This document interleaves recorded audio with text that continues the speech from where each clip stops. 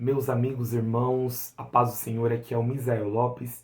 Estamos aqui hoje para mais um importante conteúdo do nosso curso bíblico Bíblia Descomplicada. E nós vamos agora dar início ao conteúdo dos chamados livros proféticos. E essa parte do nosso hall de estudos estarão divididos em duas partes: os profetas maiores e os profetas menores. Maiores e menores não pelo nível de importância que esses homens tiveram, mas sim pela quantidade, pelo conteúdo dos materiais que eles produziram, né? Então, nós somos sabedores, como já foi falado em algumas aulas atrás, que após a divisão do reino de Israel, após o momento em que a nação se fragmentou por volta do ano 931 a.C., em Reino Sul e Reino Norte, começou então a partir daí uma atividade intensa dos profetas, né? Deus começou a levantar profetas, não que anteriormente Deus não tivesse levantado profetas. Em todo o tempo Deus levantou vozes, porém a atividade profética teve uma acentuação maior, mais intensa, depois da divisão do reino.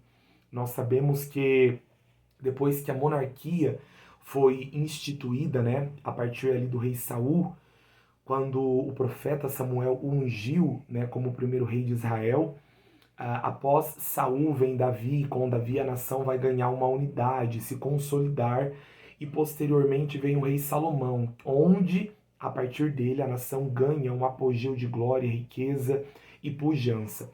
Depois que Salomão ele veio a morrer, o filho dele Roboão não tem uma administração e sobretudo um coração de servo. Então o reino em 931 a.C. veio a se fragmentar. Sendo assim, começou-se então uma assimilação, dado até o contato, né, do povo de Deus com culturas pagãs, com povos pagãos, até diante das alianças políticas, né, que Salomão fez.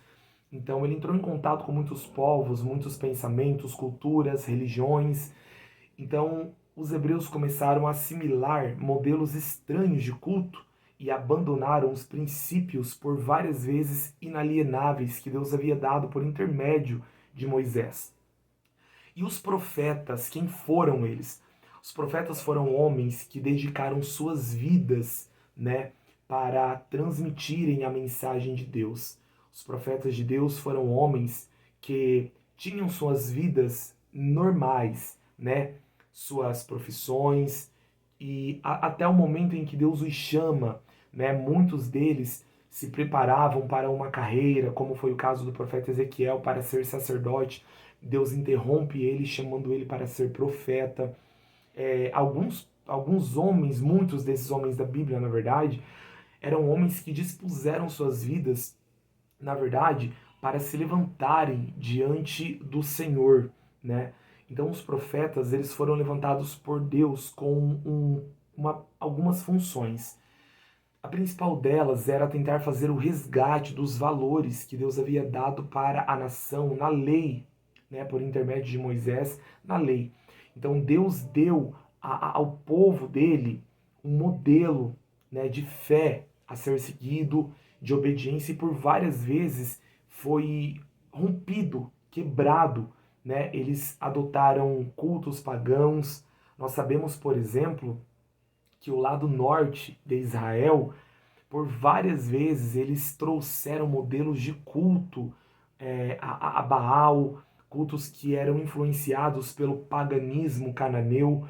Então, por várias vezes, Deus levanta profetas e é uma tentativa de resgatar os valores, né? É interessante que Deus nunca executou um juízo sem que antes ele tivesse comunicado isso a um profeta e dado aquele povo, aquela nação, a oportunidade de se arrependerem antes que o juízo viesse.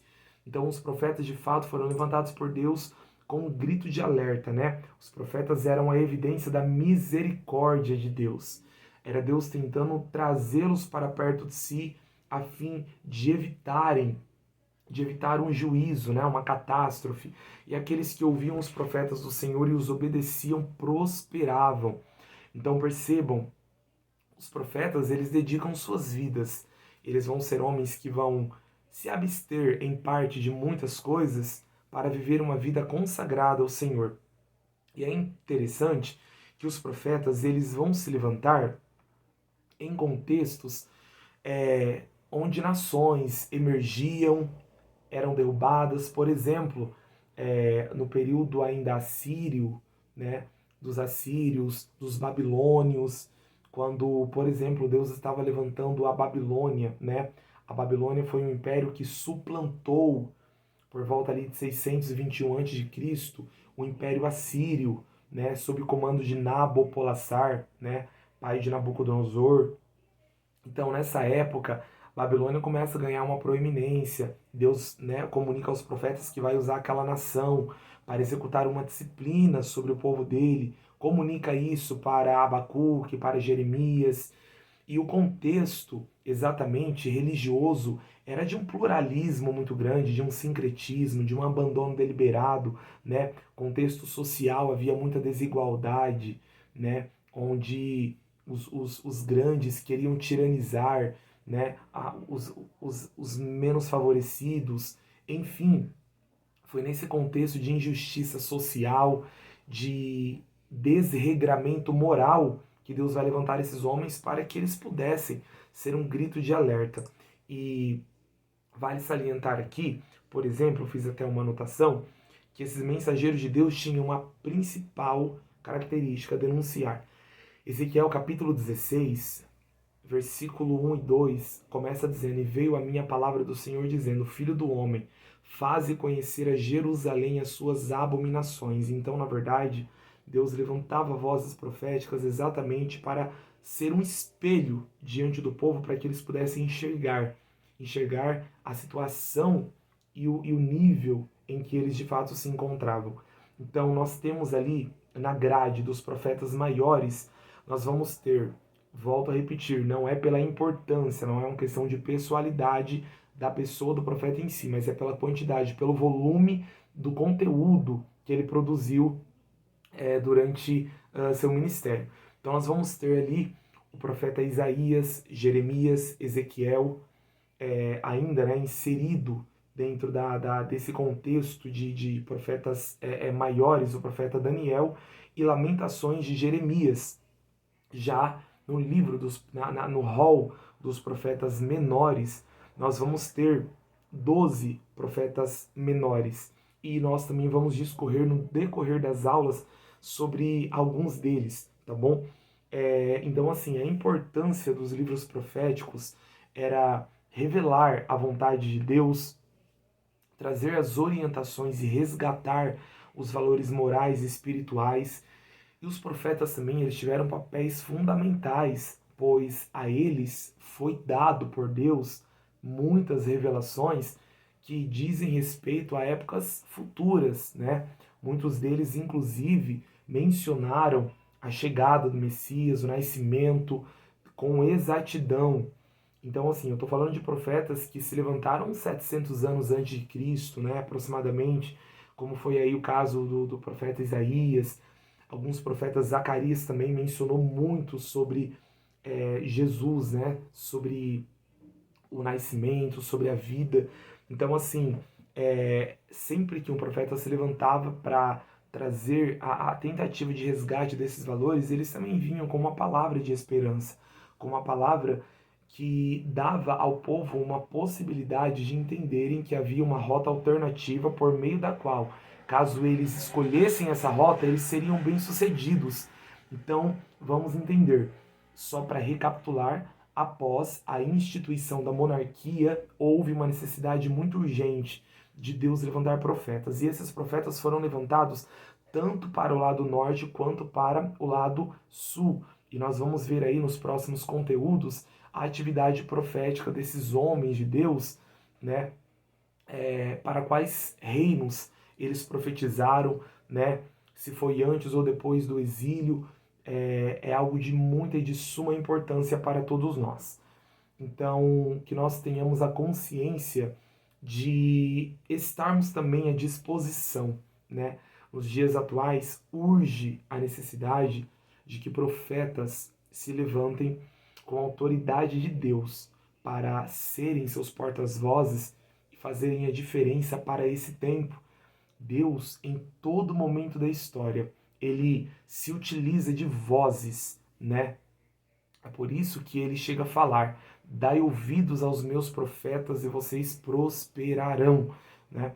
Então, dentro das próximas aulas, quando nós formos discorrer sobre profetas maiores e menores, nós vamos entender certinho para quais reinos esses profetas profetizaram, mas que seja salientado aqui que a atividade desses profetas foram intensificadas no período da monarquia, né? Antes do Reino Norte, por exemplo, ser deportado pelos assírios no ano 722, o Senhor falou através de profetas para eles: olha, mudem os vossos rumos, né? Alterem a vossa rota, mudem a conduta e sejam fiéis à minha aliança. Mas eles não ouviram, né? Caso eles tivessem ouvidos, como foi o caso dos ninivitas que ouviram a mensagem de Jonas, o Senhor Deus poderia ter alterado a rota daquele povo, né? Pois Deus falou para o profeta Ezequiel: olha, quando eu falar contra um povo, contra uma nação, dizendo que eles vão perecer, você avise, né?